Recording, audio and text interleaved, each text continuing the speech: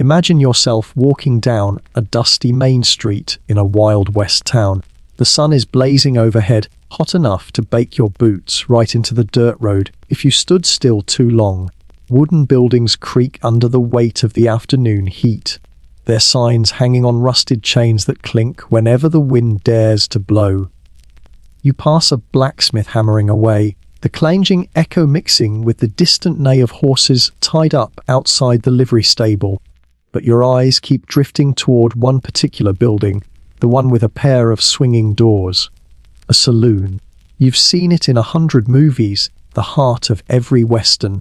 In those films, saloons are polished places where men order whiskey with a flick of the wrist, women in ruffled dresses sing on stage, and a polished bartender wipes down the counter with a clean white cloth. But step through the real swinging doors of a saloon in the 1800s, and you're in for a shock. The first thing that hits you isn't the music, or the poker chips clattering on a table, or even the laughter of half-drunk cowboys. No, what smacks you right in the face is the smell. It's not exactly pleasant. It's a full-force punch of sweat, wet tobacco, stale beer, and horses that hadn't seen a bath in months. The scent of damp wood mixes in, like an old barn left shut for too long. And if the cook in the back is stirring a pot of beans or stew, that smell joins the orchestra too, trying but failing to cover up everything else.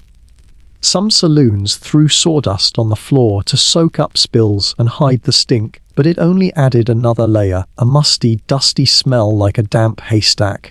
You stand there, maybe blinking against the haze of smoke that fills the room. Pipe smoke, cigar smoke, even the faint smell of gunpowder from a revolver that went off too close to the bar last night. The air is thick enough to make you cough, but no one inside even notices anymore. This is their second home, and their noses quit complaining years ago. The room itself is nothing like the movies promised either. The tables are rickety, the chairs uneven. Some men lean on the bar because the stools wobble too much. The counter isn't a polished mahogany masterpiece, it's rough-hewn wood, stained with whiskey rings, and dented from 1,000 fists slammed down in anger or celebration. Flies buzz lazily over everything, and sometimes they win the battle for that last sip left in a glass. Yet, despite all of this, the smells, the grime, the noise, there's an energy here that pulls you in. A saloon wasn't just a place to drink. It was a town's beating heart, a mix of social club, restaurant, gambling hall, and sometimes even courthouse. If you wanted to know what was going on, you didn't stop at the sheriff's office or the church. You went here, to the saloon, where the whole world gathered at some point or another. Picture a cowboy pushing through those doors, spurs jangling at his boots, hat tilted low over sunburned eyes. He's been on the trail for weeks, dust in his teeth, his body aching from long rides under open skies. He doesn't care about the smell or the flies. All he sees is a chance to sit, to drink, and maybe get a warm meal if the cook feels generous. For him, this is a piece of civilization, even if it looks rough around the edges. Over in the corner, there's a piano, not a grand, shiny one, but an old upright with yellowed keys and half its notes out of tune. A player plunks away at a tune that might have been cheerful once, but now sounds tired, stretched thin from years of constant playing. Cowboys hum along or shout over it, their boots tapping the uneven rhythm on the wooden floor. Sometimes the music drowns in laughter, sometimes in curses, and every so often, in the sound of a chair breaking during a fight. At the bar, the barkeep is a character of his own. He's not dressed in crisp clothes like Hollywood likes to show. More often than not, he wears a stained apron and has a face that looks like it's been carved out of the same wood as the counter. His rag isn't clean, and he doesn't bother pretending it is. He wipes a glass more out of habit than hygiene. When a newcomer steps up, he doesn't greet them with a smile. He sizes them up, trying to decide if they'll be paying customers or troublemakers. And speaking of trouble, saloons practically thrived on it. Gambling tables crowded the center of the room, where miners, ranchers, and drifters tossed cards and coins with the kind of intensity that comes only from men who had little to lose and everything to gain. One man might walk out richer than he'd ever dreamed. Another might end up on the floor, broke and beaten, his boots stolen as payment for a lost bet. The stakes weren't just money, either. A hand of poker could cost you your horse, your gun, or even your life if you mouthed off at the wrong moment. But don't get the wrong idea. As rough as it all sounds, there was something magnetic about these places.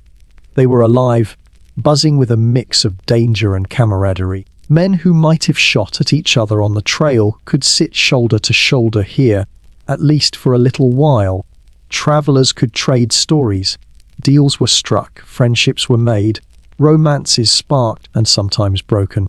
And somewhere in the back of the room, behind the curtain of smoke and chatter, was the kitchen, or what passed for one. Maybe it was just a fire pit with a dented pot hanging above it. Maybe it was a greasy stove with one pan that cooked everything from biscuits to rattlesnake. But whatever form it took, it was proof that food was part of the deal. You didn't just drink here, you ate. And for many cowboys, this was the only hot meal they'd see for days. Think about that for a second. You've ridden for miles, your stomach growling louder than your horse's hooves. You don't care if the stew smells suspicious, or if the beans look like they've been boiling since last Tuesday. You don't care if the bread could chip a tooth. If it's hot and fills your belly, it's good enough. That's what survival looked like in the Wild West. Now, not every saloon was the same. In the bigger towns, near railroads or booming mining camps, you might find a place with a little more polish.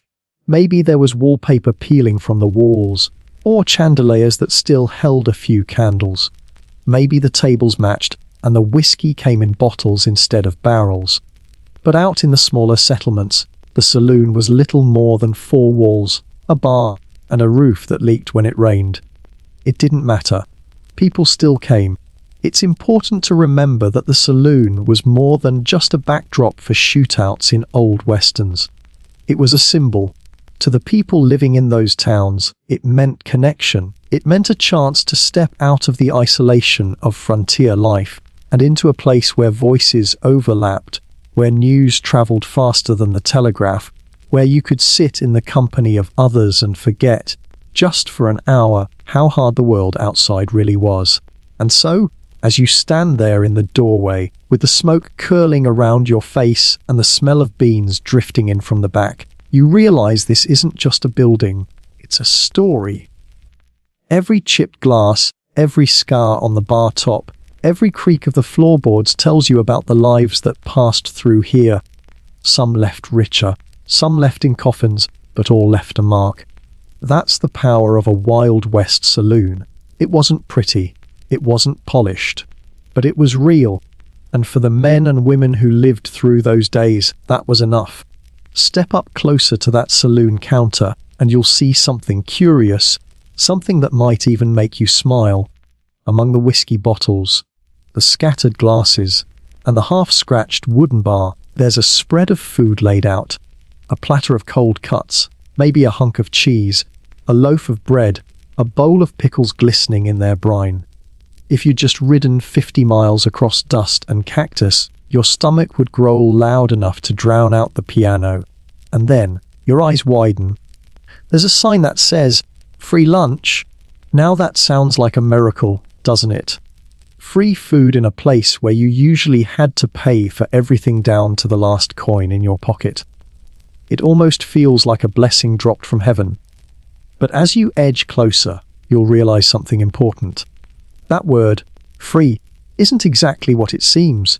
See, the free lunch wasn't charity. It wasn't the saloon owner's kind-hearted gesture for weary travelers. No, it was a scheme. A clever, razor-sharp business trick that played on the one thing every man in that room had in common: thirst. Here's how it worked. You'd buy a drink, usually whiskey or maybe a beer, and as long as you had that drink in hand, you were welcome to pile your plate from the food counter. Want some smoked herring? Go ahead. How about a slice of salty cheese or a handful of pretzels? It's yours. That's the hook. You think you're getting a bargain, but the saloon is the one walking away with your money. The food wasn't chosen at random either. Oh no, there was strategy in every bite. The meats were salted, the cheese was sharp, the peanuts were roasted until they crunched and left your mouth begging for water. The pickles, vinegar sharp enough to make your tongue curl. Everything on that counter was designed to do one thing: make you thirsty. And what quenched that thirst? Not water. Never water. The answer was another drink, then another, and another still. Imagine the scene. A drifter wanders in, pockets almost empty. He's drawn to that word, free, like a moth to a flame. He throws down a coin for a beer, and suddenly he's got a plate of food that looks like a feast compared to what he's had for weeks. He wolfs down bread and salty meat, washes it with beer, then realizes his throat's drier than before. He orders another beer. By the time he's finished, he's eaten his fill, but he's also emptied his pockets into the bartender's hands. The free lunch has done its job, and this trick was so common, so widespread, that it gave birth to a phrase you've probably used 100 times without thinking. There's no such thing as a free lunch.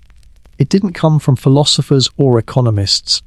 It came from places like this, from dusty saloons where hungry men discovered the hidden cost of free. But let's not think of it as a scam, at least not entirely. In truth, it was a win-win situation for most. A cowboy got a hot bite to eat when he needed it most, and the saloon owner kept the drinks flowing. Nobody went hungry, and the house always made its profit. In the rough-and-tumble world of the frontier, that counted as fair trade. Picture a long counter set up in a saloon in San Francisco, or maybe a mining town in Nevada. Plates of corned beef and slabs of bread sit beside bowls of pretzels and peanuts. The place is loud, packed with men fresh from the gold fields, their pockets heavy with nuggets and dust. They laugh, they shout, they grab food with dirty hands and chase it down with whiskey that burns like fire. The owner watches from behind the bar, smiling to himself.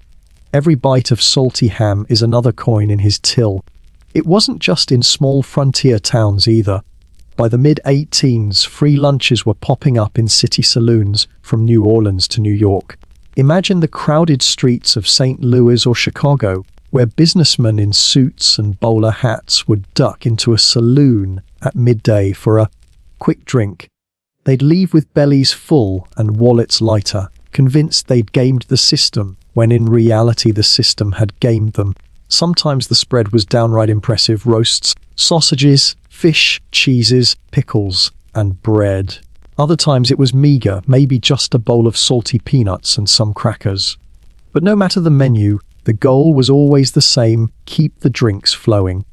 And here's a funny thing. Folks back then knew the deal. Nobody really thought they were tricking the saloon out of free food. Everyone understood that the price of that plate was the price of another round. But they played along anyway, because in a world where steady meals weren't guaranteed, that plate of salty cheese and ham looked mighty good. Of course, the free lunch wasn't without its critics. Some called it immoral, accusing saloon owners of luring working men into spending what little money they had. Temperance leaders, the ones fighting to shut down saloons altogether, pointed to the free lunch as one more evil trick to keep men drinking. But for the cowboys and miners and drifters, none of that mattered. They weren't thinking about politics or morality. They were thinking about filling their stomachs after days on the trail. Picture yourself at that counter, a tin plate in your hand. You pile it with slices of meat, pick up a pickle that drips vinegar down your sleeve, and grab a chunk of bread. You take a bite, and it hits you. Your throat is parched. You lift your glass, drain it, and wave for another. The barkeep nods, already pouring. You know you've been caught in the trap, but you don't mind. The food is good enough, the drink strong enough, and for the moment, you feel almost civilized. The free lunch was more than a trick. It was an experience. It kept saloons bustling during quiet hours, drew in travelers who might have walked on by, and gave everyone, from gamblers to ranch hands, a reason to step inside. It was a ritual of the West, as much a part of the saloon as the piano or the poker table. And so, when people today say, "There's no such thing as a free lunch," they're echoing the dusty laughter of men long gone, men who knew exactly what those words meant because they lived it. They ate the salty cheese, they drained the whiskey glass, and they left the saloon with full bellies and empty pockets. So the next time you hear that phrase, think of it not as some stiff economic lesson, but as a snapshot of life in a Wild West saloon. A place where nothing was truly free, but everything came with a story. If the free lunch was the bait that lured you into the saloon, then beans and salt pork were the real backbone of the frontier kitchen. They weren't glamorous, and they weren't something you bragged about later, but they kept people alive. Day after dusty day, night after long ride, these two humble foods showed up again and again. And if you're imagining cowboys gathered around a campfire, each with a tin plate of beans and a slab of pork, you're not wrong. That scene was so common, it practically defined the West. Let's start with the beans. Simple, plain, unassuming beans. They were the unsung hero of the frontier diet. Pinto, navy, black, it didn't matter the type. If it was dry, cheap, and could survive in a sack without spoiling, it was good enough. Out on the open range, men would toss beans into a pot, add water, and leave it to boil for hours. Sometimes 6 hours, sometimes more, depending on the fire and the patience of the cook. By the time dinner rolled around, those beans were soft enough to eat and heavy enough to sit like a stone in your belly. And that was the point. Beans weren't about flavor, they were about fuel. They were calories you could count on. They didn't spoil in the heat, didn't rot on long wagon journeys, and didn't require fancy ingredients to prepare. Just water, fire, and time. That's why they became the go-to meal of cowboys, miners, and drifters alike. You could make beans taste a little better with salt, maybe toss in an onion or some chili powder if you were lucky. But most of the time, beans were just beans, plain, filling, reliable. Now, here's a detail a lot of folks don't know: the tradition of slow-cooked beans didn't start in the Wild West. It actually came from Native Americans, who had been cooking beans long before settlers ever arrived. They often sweetened their dishes with maple syrup, turning beans into something hearty and comforting. When colonists picked up the recipe, they swapped syrup for molasses and added pork fat for flavor. That blend eventually turned into the baked beans we recognize today. So, every time a cowboy spooned beans into his mouth, he was eating a dish with roots much older than the frontier itself. But beans weren't eaten alone, they had a partner. A salty, greasy, sometimes questionable partner: salt pork. Now, don't picture bacon sizzling in a skillet the way we love it today. Salt pork was different. It was pork belly packed into barrels of brine until it was practically pickled in salt. The result was a chunk of fat and meat that was tough, chewy, and extremely salty. It wasn't about taste, it was about survival. The salt kept the pork from rotting on long journeys, and the fat provided much-needed energy for men working 16-hour days. Imagine reaching into a barrel of salt pork. The slab you pull out is slick, pale, and so packed with salt it almost burns your fingers. A cook might fry it up in a pan, dice it into beans, or toss it into a stew to give it some flavor. It wasn't delicious, but it was filling, and it kept you going. Cowboys didn't complain much because they didn't expect luxury. If the pork was edible and didn't make you sick, it was considered a good meal. The fat from salt pork was liquid gold. It was used to fry potatoes, biscuits, or anything else that hit the pan. Waste was a word that didn't exist in frontier kitchens. Every scrap of meat, every spoonful of grease, every rind of pork had a purpose. Some cooks even rubbed salt pork on their pans to keep food from sticking. It was practical, greasy, and essential. And if you think this sounds unappetizing, well, sometimes it was. Salt pork could go bad if it wasn't stored right. It could turn rancid or grow a greenish tint that made you wonder if it was safe. Cowboys had a saying for meals like that: did it kill the last guy? If the answer was no, they shrugged and dug in. Because on the frontier, you couldn't afford to be picky. Let's paint the picture.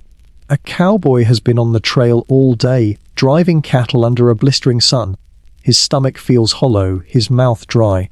When the chuck wagon stops, the cook tosses beans into a pot, cuts up some salt pork, and lets it simmer.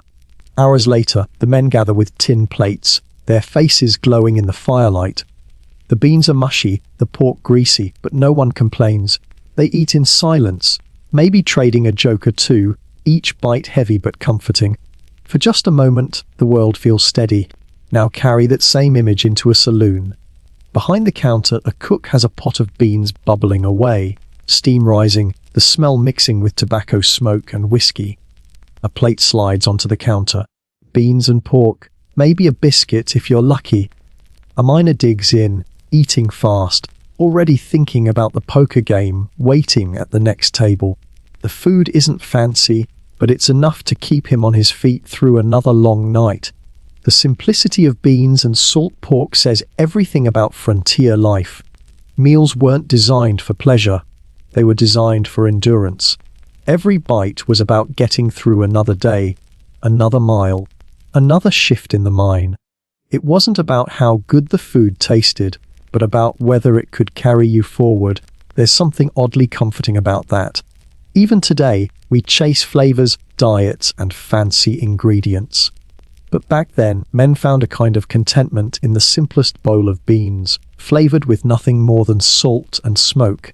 It wasn't about impressing anyone.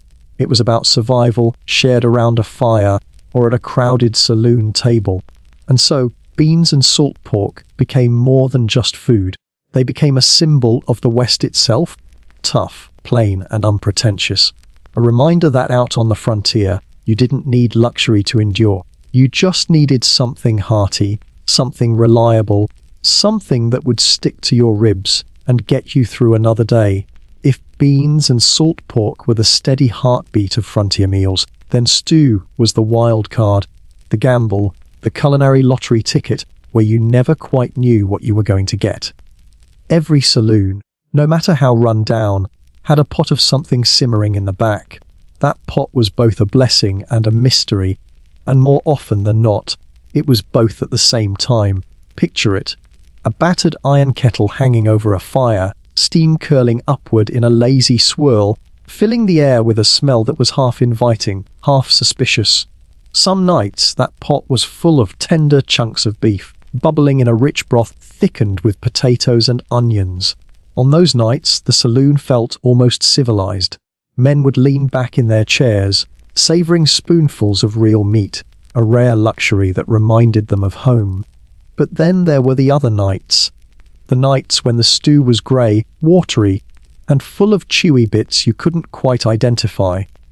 The cook would ladle it out with a blank expression, offering no explanations. You didn't ask. You didn't want to know. Because chances were, if you pushed too far, you'd discover your dinner had once squeaked, slithered, or hopped through the desert. Stew in the Wild West was the ultimate equalizer. Whether you were a wealthy prospector who'd struck gold that morning, or a drifter who hadn't seen a bath in a month, you sat side by side at the same counter and ate the same brownish soup. Everyone's spoon clinked against the same dented tin bowls. Everyone blew across the same scalding steam. In that way, stew leveled the playing field.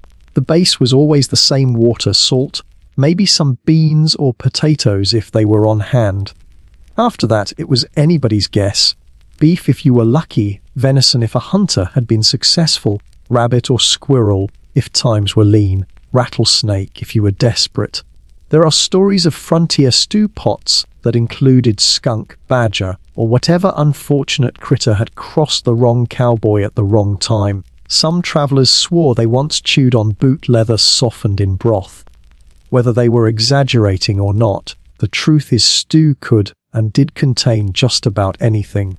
And it wasn't just about taste, or lack of it. In a world without refrigeration, meat didn't stay fresh for long.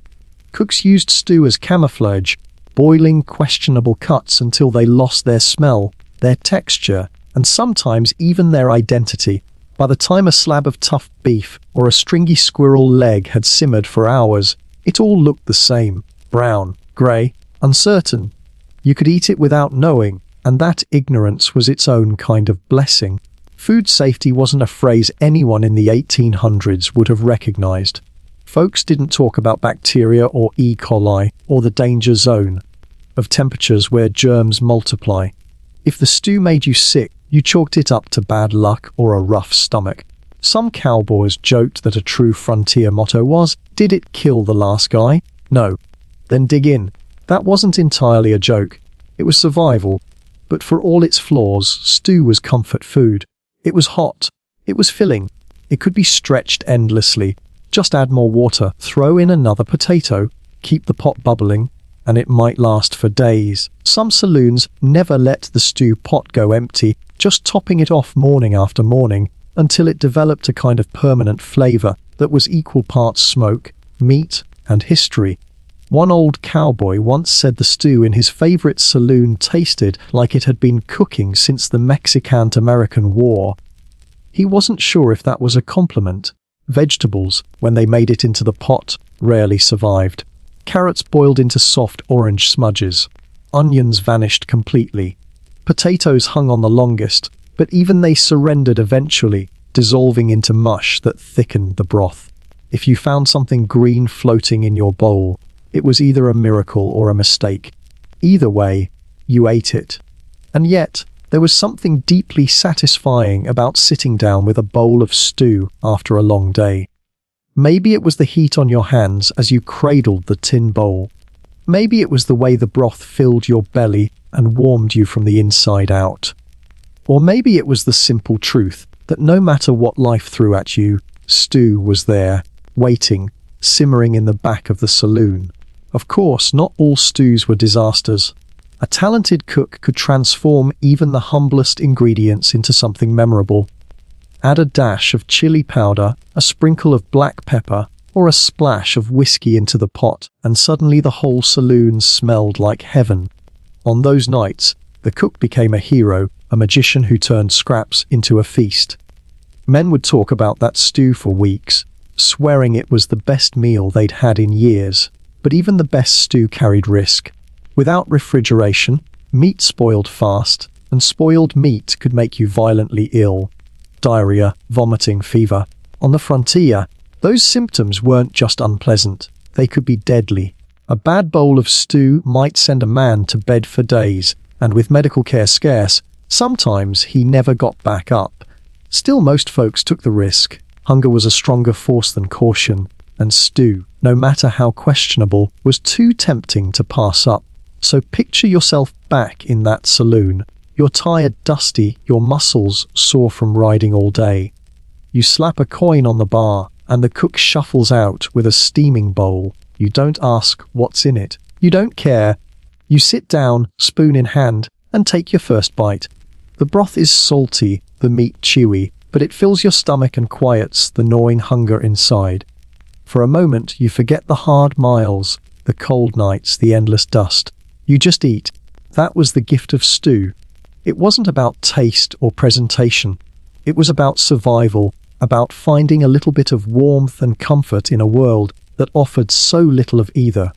Whether it was made from beef, rabbit, or something best left unspoken, stew was always there, bubbling away, ready to carry another wary traveller through the night.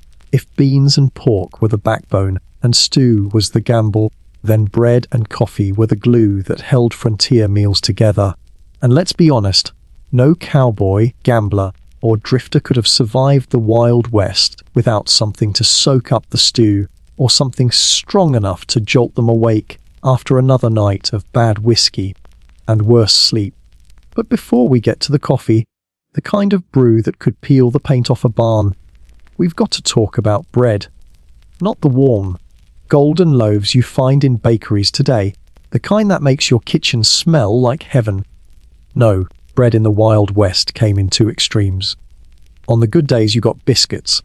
On the bad days you got hardtack. And between the two, you learned a whole lot about gratitude. Let's start with biscuits.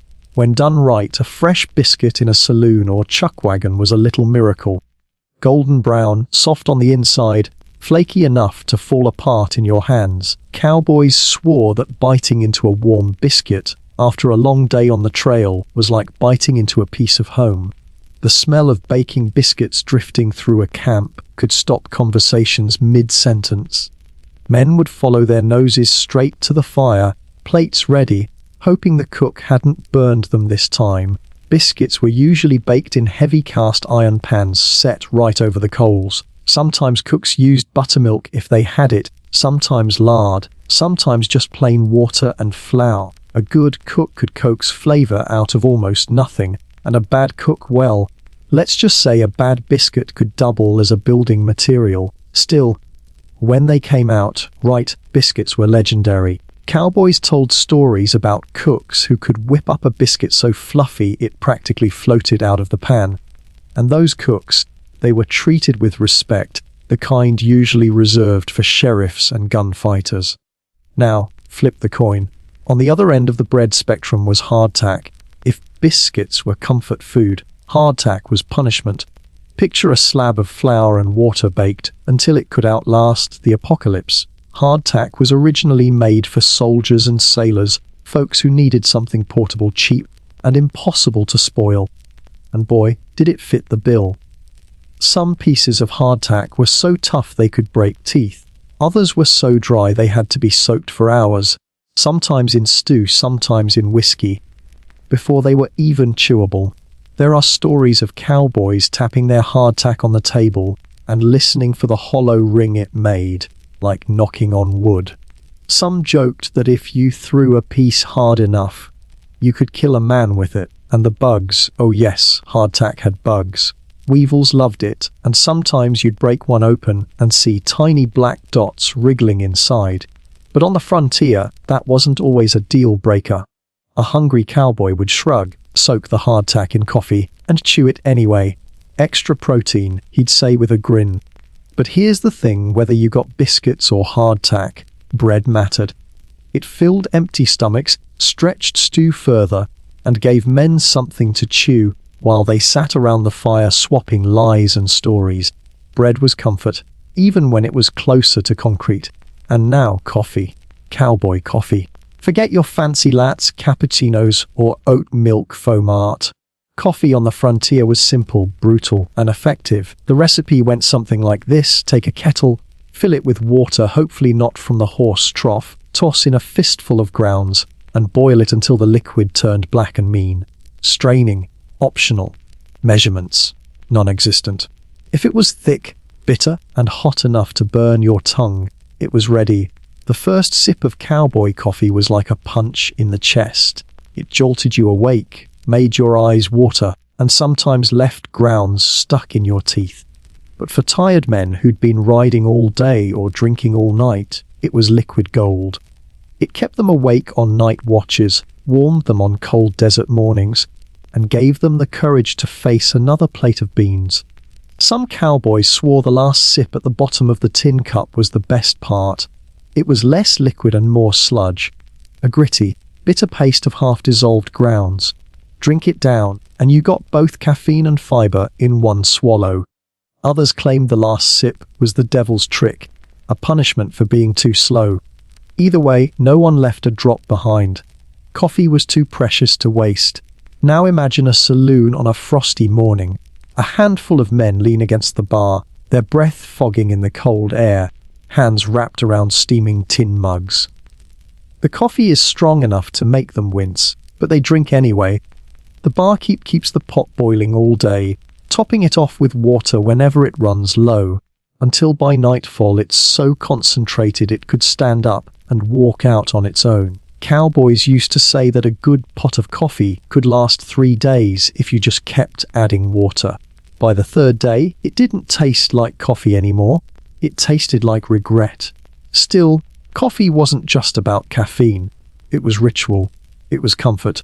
It was the thing men looked forward to at dawn and clung to at midnight. Sharing a pot of coffee was as much a bond as sharing a drink of whiskey. Around a campfire, the pot would be passed from hand to hand, each man taking a swig and grimacing in unison. In that shared moment, they were united, not by flavor, but by survival. Think about the trio together: biscuits, hardtack, and coffee. One was a treat, one was a trial, and one was a necessity. Together, they carried cowboys, gamblers, drifters, and miners through endless days and nights. They weren't fancy, they weren't gourmet, but they were enough. Enough to keep a man upright in the saddle, awake through the night, or steady at the card table. And maybe that's the real story here. Life in the Wild West wasn't about luxury, it was about getting by. A biscuit hot from the fire, a chunk of hardtack softened in stew, a mug of coffee so strong it made your hands shake. These were the things that kept men going, one meal at a time. Simple, rough, unpolished, but essential. By now, you've probably noticed a pattern in Wild West dining. Most of it was plain. Most of it was practical. Beans, salt pork, stew, bread, and coffee. They kept you alive, but they didn't exactly make your mouth water. That's why when a true luxury showed up on the saloon table, it felt like a miracle. And the three biggest miracles of all: eggs, chicken, and pie. Let's start with eggs. Now you might think, what's the big deal? Eggs are cheap. But in the Wild West, eggs were almost as precious as gold. Chickens were hard to keep. They wandered, they got stolen, or they ended up as dinner before they could lay too many eggs. If a saloon had a steady supply of fresh eggs, that meant someone had a flock nearby, or someone had made a shady deal with the neighboring town. Either way, if you saw eggs on the menu, you were in luck. But eggs in the Wild West weren't always like the eggs you know. Sometimes they were fresh, sure, but sometimes they were days old, carried miles in a saddlebag, wobbling their way into the saloon kitchen. A good cook scrambled them quickly, hiding their age with butter or lard. A bad cook fried them until they were tough as leather, hoping the customers were too hungry to notice. And sometimes the eggs weren't chicken eggs at all: duck, goose, maybe even something else. Nobody asked too many questions. You ordered eggs, and you ate what you were given. Still, when they were good, they were glorious. Imagine sitting at a scarred wooden table, and a plate arrives with 2 fried eggs, their yolks bright and golden, edges sizzling with a little grease. For a cowboy who'd been living on beans for weeks, that sight alone was enough to make his mouth water. Eggs weren't just food, they were hope. They meant the world still had something tender to offer. Then there was chicken. If eggs were rare, actual chicken meat was rarer still. Most chickens on the frontier weren't raised for eating, they were kept for their eggs. But every now and then, a saloon would serve up fried or roasted chicken. Don't picture the plump, juicy chicken you buy today. These birds were small, stringy, and tough from scratching out a living in dusty yards. A fried chicken dinner in a saloon might mean a drumstick the size of your thumb and a breast so bony you had to fight for every bite. But again, none of that mattered. It was meat and it wasn't beans. That was reason enough to celebrate.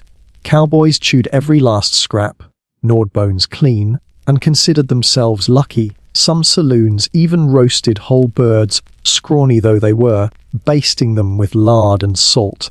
If you bit down and found a feather still clinging to your meat, you shrugged and kept eating. Out there, food wasn't about perfection. It was about survival with a little extra joy sprinkled on top. And now, the crown jewel: pie. Nothing, absolutely nothing, stirred excitement in a saloon quite like pie. Think about it. Most men on the frontier hadn't tasted real dessert in months, maybe years. Their lives were full of dust, sweat, and whiskey, but very little sweetness. So when a cook pulled a pie out of the oven, even a lopsided one with uneven crust and dried fruit filling, it was a symbol of civilization. It was proof that life could still surprise you with something good. Pies in the West weren't picture-perfect, farm-fresh delights. They were rustic, rough around the edges. Fillings often came from canned fruit or dried peaches rehydrated in water. Sometimes raisins were passed off as berries. A cook with access to fresh apples or wild berries was practically a hero. The crust might be tough, the sugar scarce, but none of that mattered. A slice of pie was a little slice of heaven. The stories about pie are legendary. Men rode miles to reach a saloon rumored to have pie on the menu. Poker games stopped cold when someone mentioned the last slice sitting on the counter. And yes, there were tales of fights, real gun-drawing fights, sparked by two men reaching for the same piece of pie. It wasn't just dessert. It was treasure. Picture the scene. The saloon is smoky, noisy, and tense. But then, from the kitchen comes the smell sweet, warm, unmistakable. A pie is cooling on the windowsill. The room shifts. Voices soften. Men glance toward the kitchen door like wolves sniffing the air.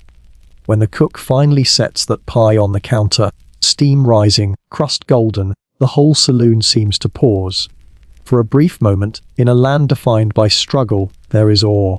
And when that pie is sliced, served on tin plates with forks that had seen better days, you can bet those men savored every bite.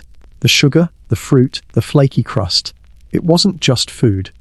It was memory. It was the taste of a home they'd left behind, of mothers and kitchens and Sunday dinners long gone. Eggs, chicken, pie. These were more than luxuries. They were emotional lifelines. They reminded people that life wasn't only about survival. That even out here, at the ragged edge of civilization, there could still be comfort, sweetness, and small joys. And that's why they mattered. Not because they were common, but because they were rare. Because they turned a rough meal into something that felt human again. In a world of beans, pork, stew, and hardtack, these little luxuries were the things that made you close your eyes, smile, and remember that not everything out west was trying to kill you. Every saloon had one figure more feared than the sheriff, more respected than the bartender, and more mysterious than the piano player. He didn't carry a badge or a gun. Well, not always, but he did carry the power of life and indigestion in his hands. He was the cook. Now, when you picture a cook, you might imagine a white apron, a chef's hat, maybe a man who fussed over recipes and spices. Forget that. A saloon cook in the Wild West was something entirely different. He was part wizard, part outlaw, part executioner, and part miracle worker. He could feed an entire room with one pan, or ruin a meal so badly it started a fist fight. And the strange thing was, people depended on him either way. Step into the back of a saloon, and you wouldn't find a polished kitchen. You'd find a fire pit, maybe a dented stove, maybe just a single cast iron pan blackened with age and grease. The cook worked surrounded by smoke, heat, and chaos. Flour dust clung to the walls.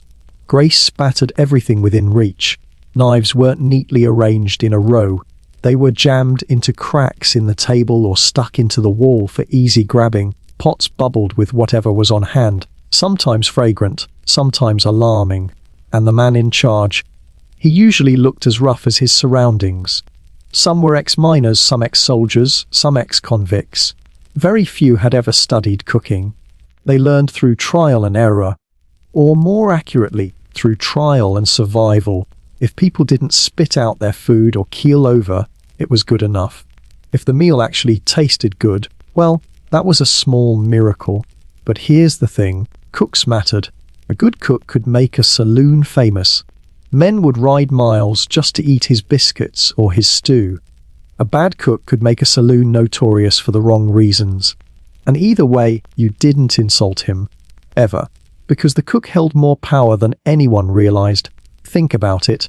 The bartender might pour your whiskey, but it was the cook who decided whether your plate came with a slice of pie or the scrapings from last night's burned beans. If he liked you, you got the best cut, the freshest biscuit, maybe even an extra ladle of stew. If he didn't, well, you got whatever was left at the bottom of the pot. And trust me, you didn't want to know what was floating around at the bottom of that pot. Saloon etiquette was simple: don't cross the cook.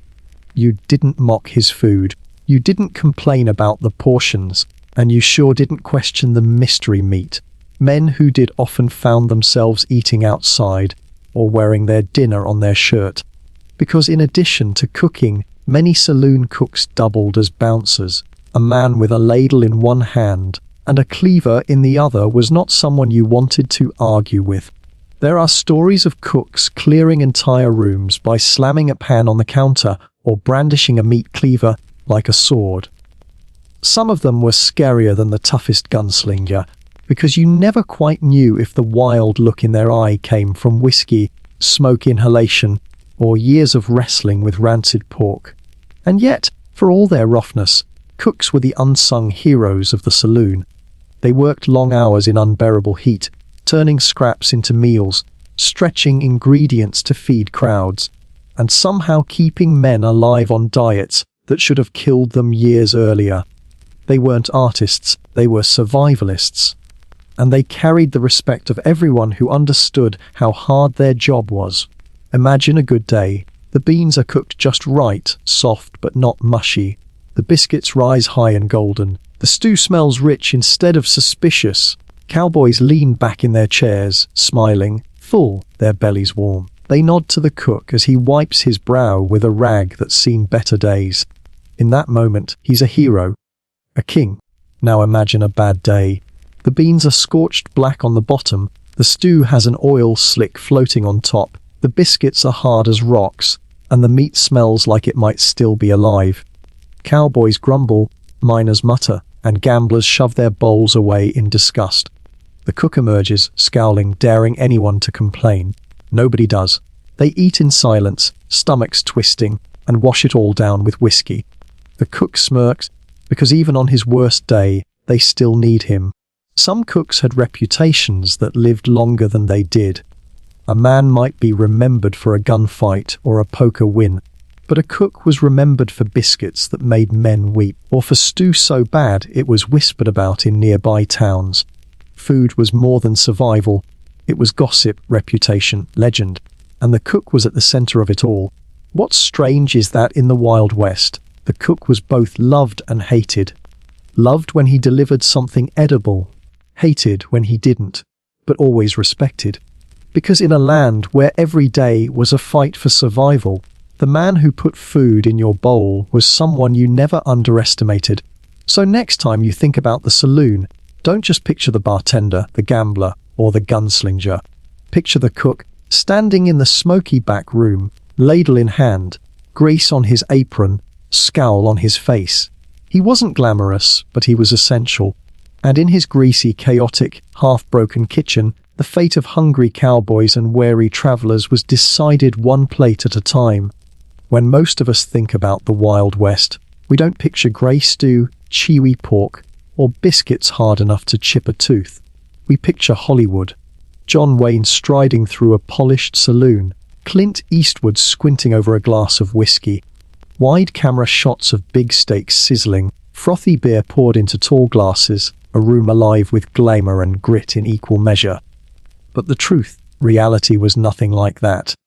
And if you'd ever stepped foot into a real saloon in the 1800s, you'd notice the difference in a heartbeat. Probably with your nose first. Let's start with the food.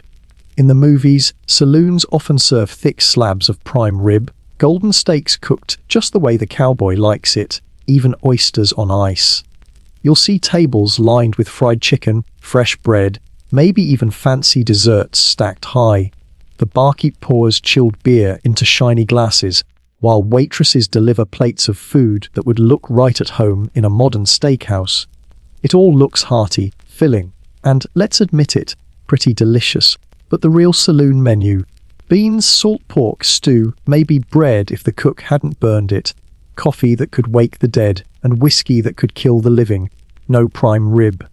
No oysters. No creamy sauces or delicate salads. Oysters in a dusty mining town. Forget it. Fresh greens. Not unless you counted the weeds growing outside. The fancy foods Hollywood loved to show weren't impossible, but they were rare, reserved for wealthy cities or elite hotels, not the everyday saloon in a frontier town. Even drinks were different. Movies show rows of gleaming bottles, polished glasses, foamy beer poured fresh. Reality was rougher. Beer was often warm, served straight from barrels that had been rolled in dusty wagons for miles. Whiskey wasn't aged or smooth. It was harsh, sometimes cut with tobacco juice, cayenne pepper, or whatever the barkeep had on hand to give it bite. Customers didn't sip it slowly, they knocked it back fast to get it over with. And then there's the atmosphere. Hollywood saloons always seem tidy. Yes, there's a bar fight every now and then, a chair smashed over someone's head, but in between. The floors are swept, the bar polished, the glasses clean. In real life, saloons were grimy. The air was thick with smoke and flies. The floor was sticky with spilled beer and who knows what else. Sawdust scattered around to soak up the mess gave off its own sour smell. In the corner, a piano played, but it was often out of tune, missing keys, and played by a half-drunk musician. The room was noisy, sweaty, and chaotic. Not Hollywood also loved to add women to the picture. Dancers in feathered dresses, waitresses with perfect makeup, ladies smiling from balconies. In truth, most saloon women were working girls who lived hard lives, and they weren't there to make the place sparkle. They were survivors, doing whatever it took to get by, and their reality was much grittier than the screen ever showed. Think, too, about the cooks. In Hollywood, the food just appears, carried out by smiling servers. Nobody ever sees the kitchen, because who wants to watch a grumpy, sweat-covered cook ladling stew from a pot that looked like had survived 3 wars? But that was the reality. The cook was a major character in real life, even if he never makes it onto the silver screen. Why the difference? Well, Hollywood wasn't trying to tell the truth. It was selling an idea, a fantasy. When Western movies became popular in the early 20th century, America was already nostalgic for a past that wasn't as romantic as people wanted to remember. Directors polished the rough edges, scrubbed away the grime, and turned saloons into stages where heroes looked tough, villains looked mean, and food looked mouth-watering. It wasn't about accuracy, it was about entertainment. But here's the funny thing, the real food and the real saloons had their own kind of drama.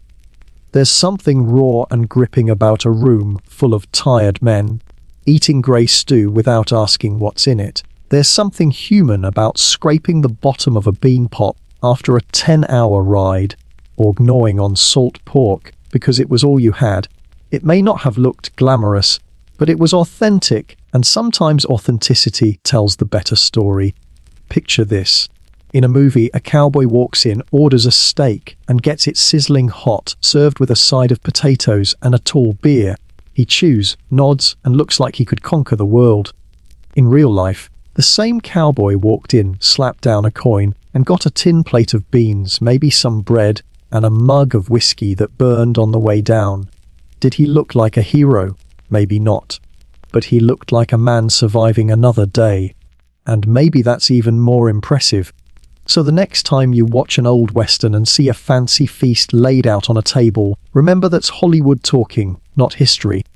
The truth was grittier, saltier, smokier, and far less appetizing. And yet, for the cowboys, gamblers, and drifters of the West, it was enough. Because when you're living on the edge of survival, you don't need prime rib. You just need something hot, something filling, and maybe, if you're lucky, a slice of pie. Long before cowboys leaned on a bar, long before miners chewed on beans, humans were already marking their bodies with ink. Tattoos weren't born in tattoo parlors with buzzing needles and posters on the wall. They go back thousands of years, carved into our skin when survival itself was a daily battle.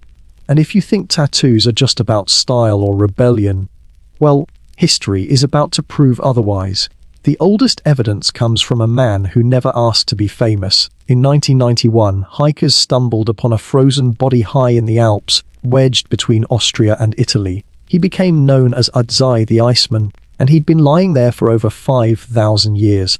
His skin was leathery, his body battered by time, but it carried secrets. Researchers found 61 tattoos inked into his flesh. Not dragons, not portraits, not names in cursive. Just lines and dots, etched into his spine, his knees, his ankles. Simple marks, but they weren't random. The placement matched acupuncture points we still recognize today. What does that mean? It means those tattoos weren't decoration, they were medicine. Primitive pain relief. Imagine him hunched over a fire, back aching from climbing mountains, his tribe using soot and a sharp tool to press ink into his skin. Each mark was like a prescription written not on paper, But on his body itself, ink wasn't about beauty, it was about survival. And Lu Tsai wasn't alone. Across the ancient world, tattoos appear again and again, each culture shaping them into something unique. In Egypt, thousands of years ago, archaeologists discovered mummies of women, priestesses, dancers, mothers, with inked patterns across their skin. Spirals, dots, lines wrapping around their bellies, thighs and chests. These weren't random either. Scholars believe they were protective charms, tattoos for childbirth, tattoos for fertility, tattoos as spiritual armor against dangers no medicine could cure. Imagine a woman going into labor, her skin marked with symbols of strength, her body carrying prayers carved into it forever. Further south, in Nubia, tattoos appeared as animals. Bulls, crocodiles, fierce creatures etched into arms and legs. These weren't just designs. They were symbols of power, of survival, of identity in a world where strength mattered. Tattoos told the world who you were, what you believed in, what you feared, and what you hoped for. That's the thread you'll see again and again across history. Tattoos were never just decoration. They were meaning made visible. They were resilience written on skin. Think about it. Before humans built cities, before they wrote books, they were already telling stories on their bodies. Ink was permanent. Ink hurt. Ink said, "This matters so much I'll carry it to the grave."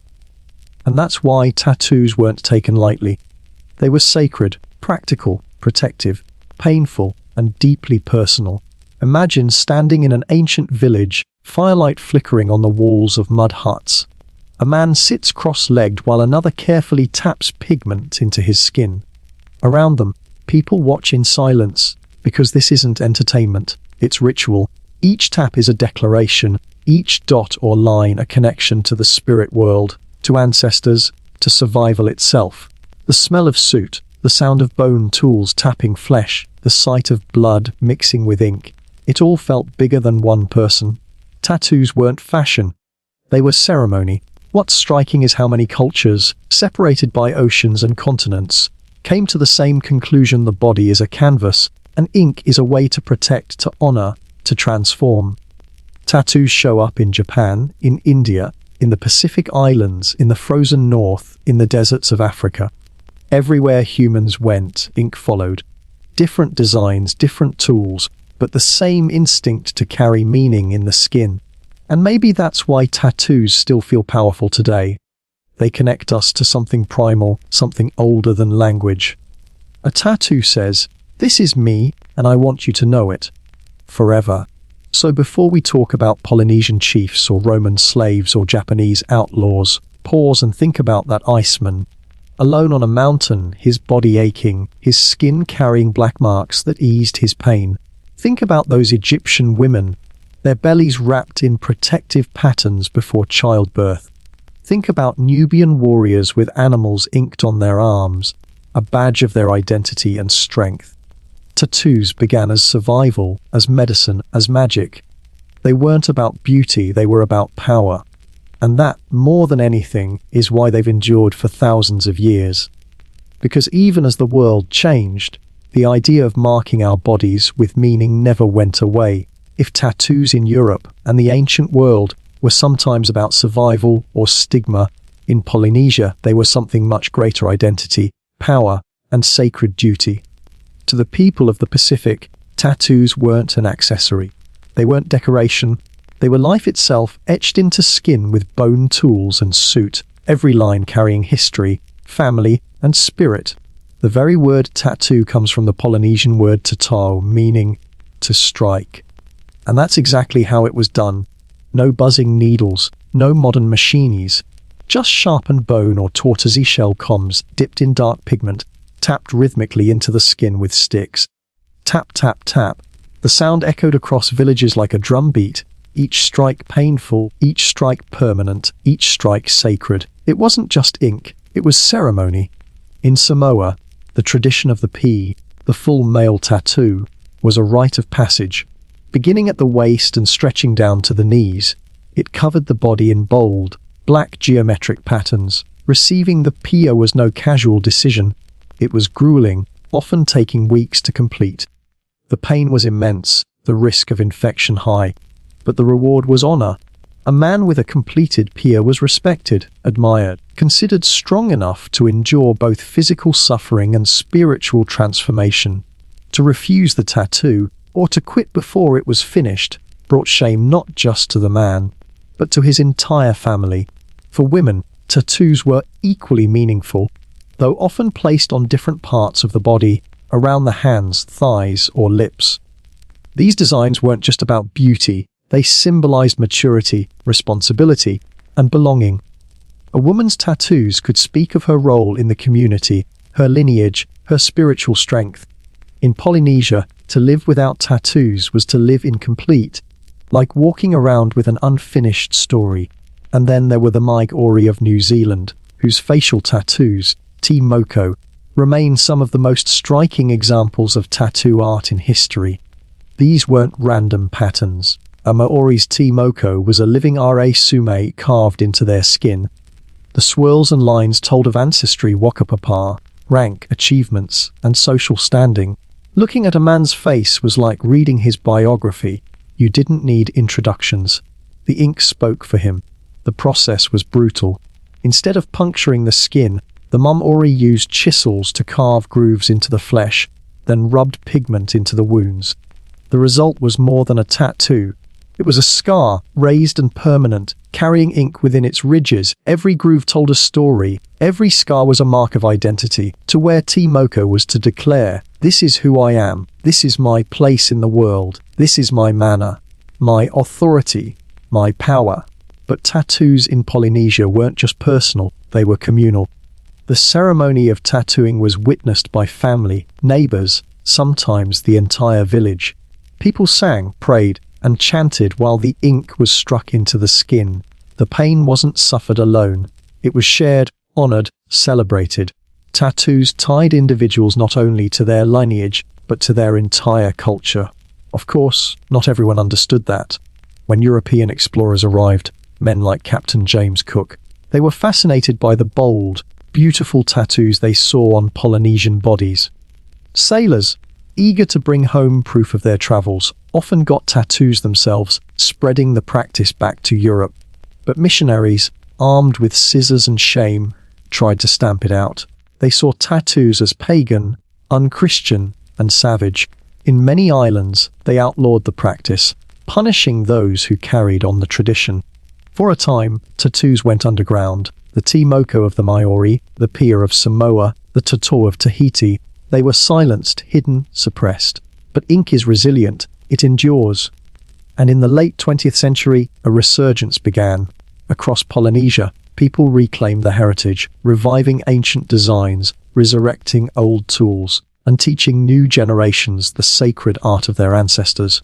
Today, to see a Maori wearing te moko on his face, or a Samoan man proudly bearing the full pia, is to see not just art, but survival.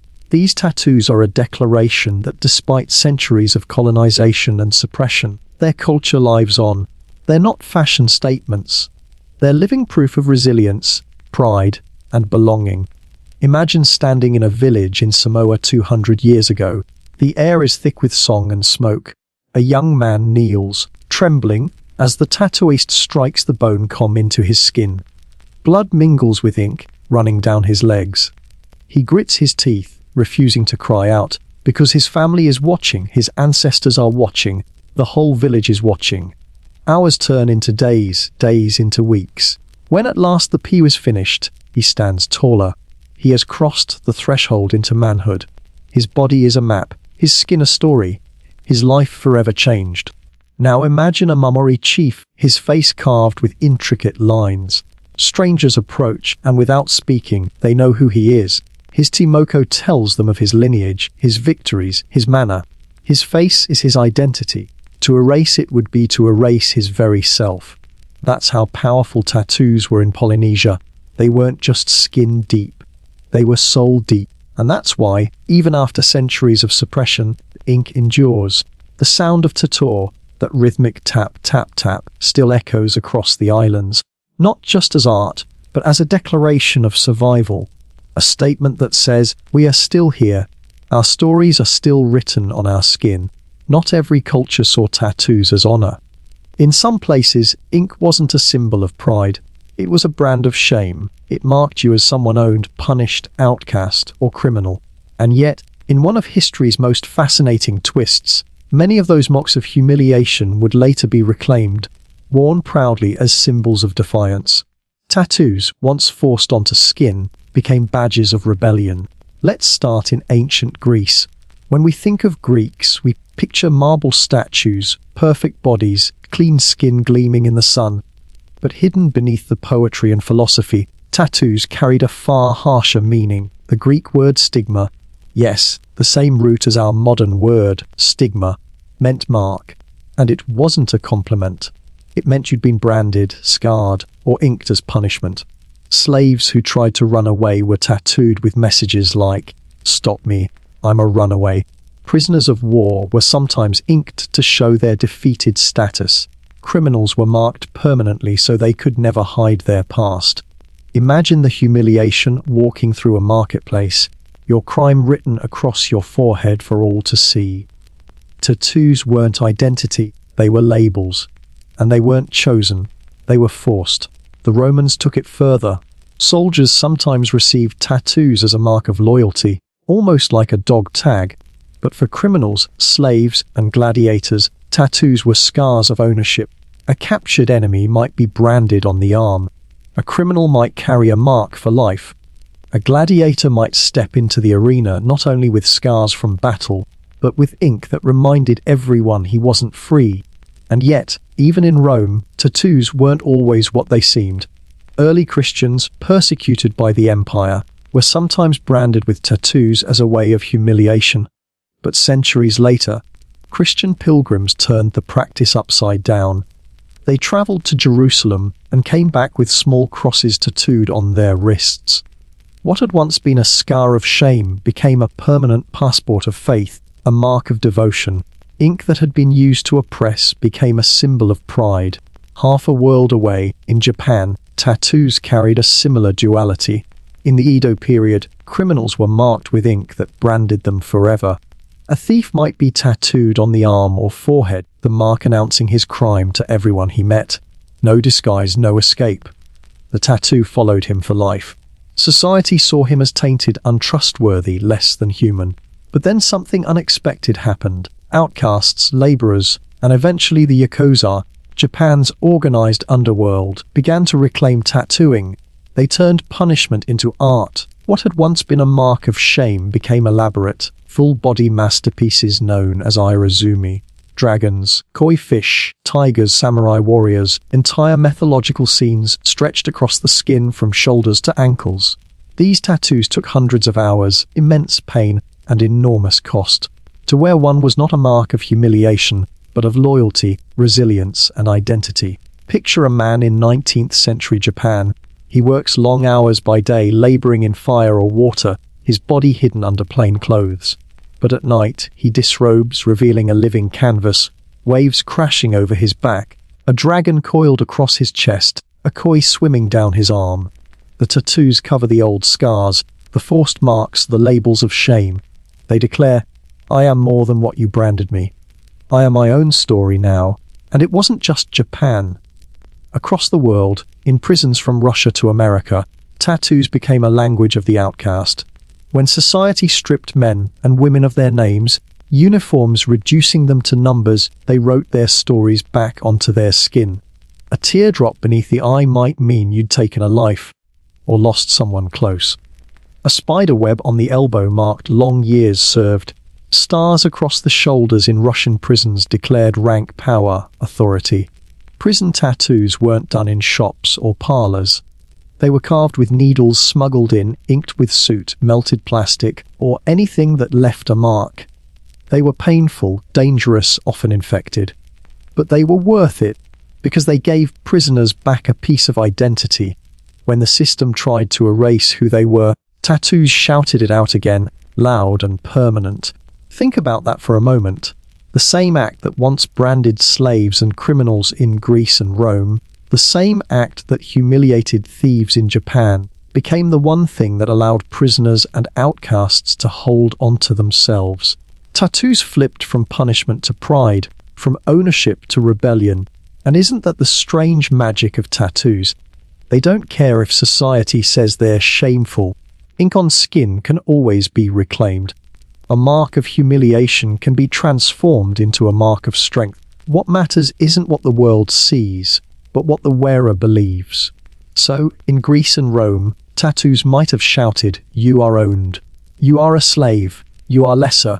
In Japan, they might have hissed, "You are a criminal. You are cast out." In prisons, they whispered, "You belong here," in chains. But those same tattoos, centuries later, were redefined. They became badges of belonging, of loyalty, of pride. That's the power of ink. Once it's there, it's yours. No king, no emperor, no prison guard can take it away. And so what began as stigma became rebellion, and rebellion in time became identity. By the time the 20th century rolled around, tattoos had been 1,000 different things across 1,000 different cultures. Medicine, magic, shame, honor, rebellion. But in the modern world, tattoos took on a whole new role. They moved from the margins to the mainstream, from the shadows of back alleys to the spotlight of celebrity, art, and personal expression. At first, tattoos in the West were still seen as taboo. In the late 1800s and early 1900s, you didn't find polite society showing off sleeves of ink. Instead, tattoos were found on the fringes, carnivals and circuses, where tattooed men and women were displayed as curiosities. The tattooed lady, the illustrated man. These performers charged admission to show off their decorated skin. People gasped, stared, whispered. But here's the twist: many of those performers weren't victims of exploitation. They were savvy business people who turned social stigma into steady income. Ink made them outsiders, yes, but it also gave them independence. Then came the soldiers. World War I, World War II. Men went overseas, fought through horrors, and came home with marks of memory carved into their flesh. Anchors, eagles, hearts with banners that read, "Mom." These tattoos weren't about rebellion or spectacle. They were about remembrance. A sailor inked an anchor to remind him of the sea. A soldier tattooed his regiment number in case his body needed to be identified. A heart with Mom wasn't corny. It was survival. It was love carried into war. Those tattoos did something important. They began to normalize ink. When your neighbor, your brother, your father came home with a tattoo, it was harder to sneer at it. Slowly, the walls of stigma started to crack. But it was the counterculture of the 1960s and 70s that really kicked the doors open. Rock stars, bikers, beat poets. They embraced tattoos as rebellion, as statements of freedom. Janis Joplin wore her ink proudly. The Hells Angels turned tattoos into symbols of loyalty and brotherhood. Bands and artists showed the world that tattoos weren't just for criminals or sideshow performers anymore. They were for anyone who wanted to say, "I don't care what you think. This is me."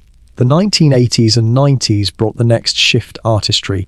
Tattoo shops grew more sophisticated. Artists like Lyle Tuttle, who inked the Rolling Stones and Cher, showed the world that tattoos could be more than symbols. They could be art. Full-back pieces of Japanese dragons, sleeves of intricate flowers, portraits, landscapes, words and quotes. Skin became canvas. And then came television and the internet. Shows like Miami Ink and LA Ink invited millions of people to watch tattoos being designed, drawn, and etched into skin. Suddenly, it wasn't hidden in the back room of a shady shop.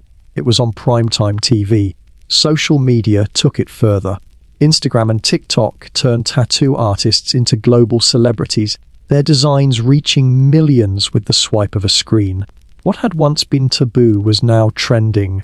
Today, tattoos are everywhere. Doctors with sleeves, teachers with wristbands of ink, CEOs with elaborate back pieces hidden beneath their suits. Tattoos have slipped into every corner of society. They're not shocking anymore. They're expected. And yet, the meaning hasn't disappeared. If anything, it's become more personal. People tattoo the coordinates of where they met their partner, the sound wave of a child's first cry, the constellation from the night a loved one was born, or the night they passed away, pets' portraits, quotes in forgotten languages. Entire life stories written across arms, legs, backs, chests. At the same time, cultural tattooing is resurging. Indigenous communities around the world are reclaiming the designs their ancestors wore with pride.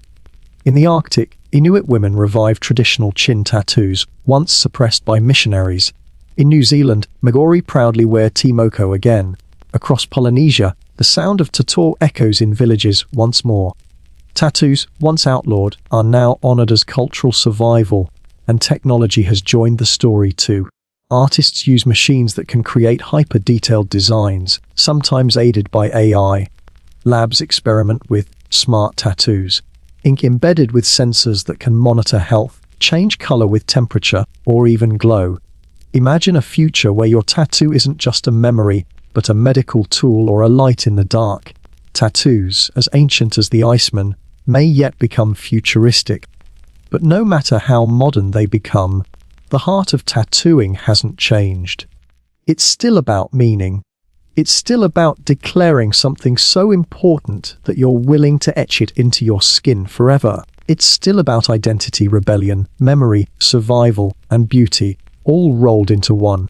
Think about the journey, from the suit lines on Buzai's back, to Egyptian priestesses inked for protection, to Polynesian chiefs with their faces carved in moko, from Roman slaves branded with shame, to Japanese outlaws turning marks of crime into full-body masterpieces. From prison teardrops to sailors' anchors, from circus sideshows to Instagram feeds. The story of tattoos is the story of us. Our fears, our loves, our losses, our need to belong, our refusal to be forgotten. And that's why tattoos endure. Because they're not just art. They're not just rebellion. They're human. They're the oldest reminder that we've always wanted to carry meaning with us, written not on paper, not in stone, but on our very skin. So the next time you see someone's tattoo, a butterfly on a wrist, a dragon across a back, a simple line of words, remember you're looking at more than ink. You're looking at a story, one that began thousands of years ago in the ice, the sand, the sea, and still goes on today, wherever humans live, love, fight, and remember. Because in the end, tattoos aren't just about fashion. They're about forever.